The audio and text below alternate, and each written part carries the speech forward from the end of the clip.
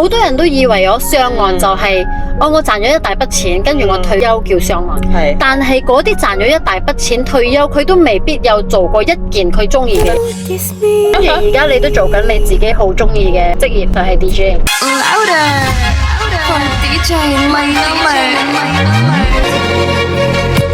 真係好難得，真係可以揾到一個自己又有興趣，又做得開心，又賺到錢。冇同你好深交嘅人啦，係最估唔到嘅。From 你嘅外表、生活、lifestyle 啊，係唔會 feel 到你係一個會同自己講話嘅人，會以為你係注重物質，唔係注重內心。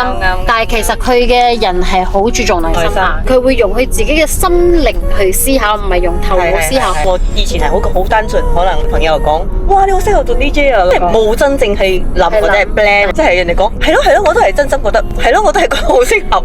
Out of nothing，無端端幾年後就 book 出嚟講有人愛簽我做 DJ， 就可能我有一個好純粹嘅想先啊。喺小學嘅時候啊，就有一個咁樣嘅諗法，係我以後出嚟社會做工，我係可以自然醒嘅，很白目嘅想法嚟嘅，但係真係實現咗喎。所以人要咁諗，好多人講我，你唔好發白日夢啊！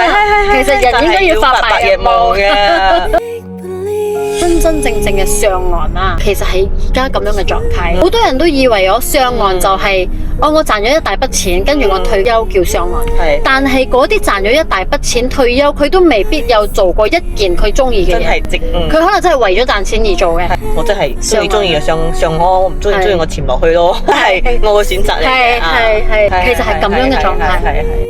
And every time I try to fly, I fall.